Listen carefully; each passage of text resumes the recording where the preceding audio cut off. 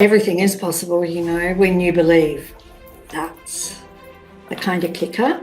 You have to believe. But it's not that hard. It's really pretty easy.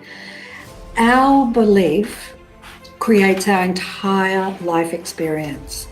And so you can't, if I put it this way, you can't experience anything in life that is outside of your own beliefs. So, and that's the case for every single one of us. We really can't experience anything that's outside of our beliefs. If we can't experience anything that's outside of our beliefs, what that means is, look at all those hearts, that's so beautiful. What that means is there's not really one world. We kind of think there's one world, but there isn't really, because we're all experiencing a world based on our beliefs, and not one of us has the same beliefs, not one of us. So that means there's a different world for every one of us. So all of your beliefs are held in your subconscious mind, and the subconscious mind is just a part of your mind. There's the conscious mind, and then there's the subconscious mind, which is actually higher than the conscious mind.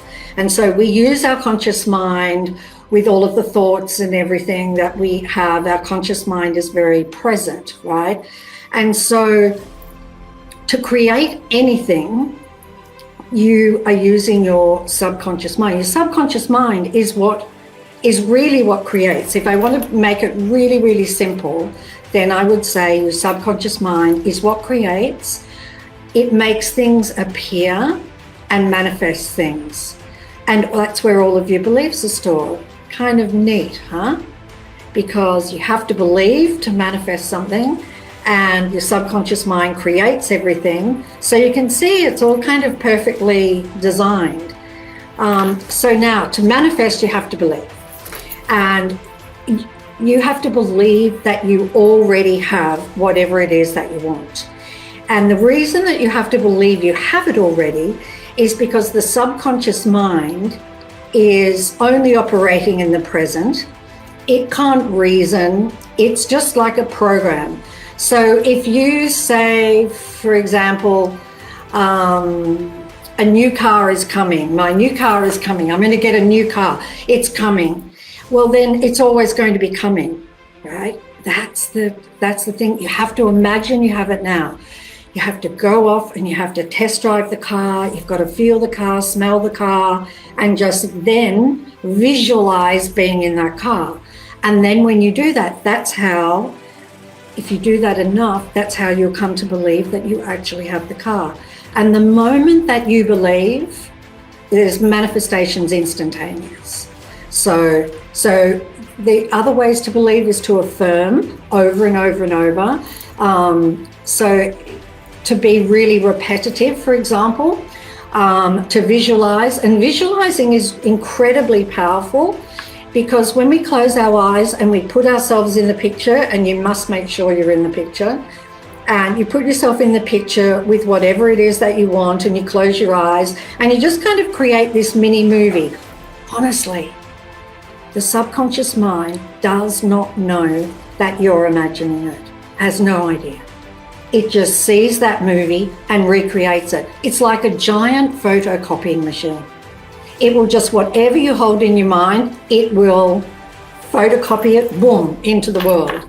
So if you are thinking about something in the future, it's always going to be in the future. So you have to imagine that you have it now. You have to act as if.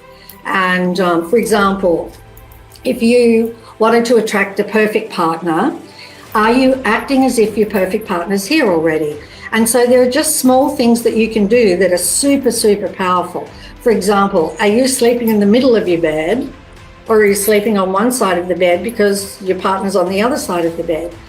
Do you have room in your wardrobe for your perfect partner's clothes? Is there room in your bathroom for their toothbrush and for their things?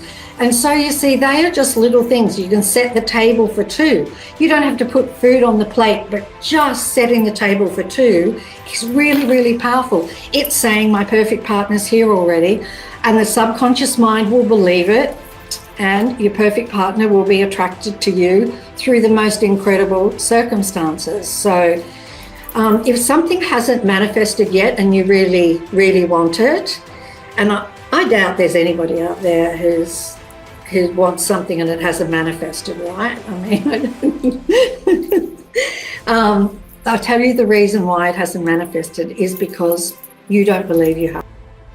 In my latest book, The Greatest Secret, the most important practice in that book, without a doubt, is welcoming negative emotions, because when you welcome any negative emotion, you are dissolving it from within your body, from within the subconscious mind. The next time, say for example, if it was anger, the next time you feel anger, it's not nearly as bad. You welcome again, the time after that, it's reducing until it's not possible for you to feel anger anymore. And with that anger gone from your body, the health of your body is working brilliantly. But two, you will just manifest like you can't believe, like just a single little flimsy thought and it will manifest. So getting rid of negative emotions. Also, negative emotions are covering over your basic nature, which is happiness. And all of this I explain in The Greatest Secret. I explain it all in here. And so, yeah, it's your basic nature. So negative emotions are covering up your happiness. So to get rid of those emotions is really, really important. So now I wanted to explain that to everybody who doesn't know about the welcoming process. And now let me explain the welcoming process to you. What we tend to do with negative emotions is we tend to resist them because they don't feel good, right? And so we want to push them away. We don't want to feel them. We don't want to feel fear. We don't want to feel disappointment, impatience, and anger. And so we'll push them away. We think we're pushing them away, but in actual fact, we're pushing them down here into our body, into the subconscious mind. And they act like a pressure cooker. They're causing harm to the body, but they also act like a pressure cooker in that they need to release some energy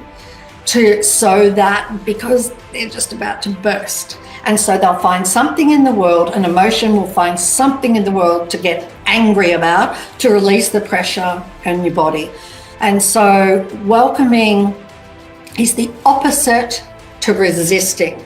You're pushing them away. Now you're not going to do that. Now you're going to welcome the negative emotion. So when a negative emotion arises, basically what you're going to do is kind of do nothing.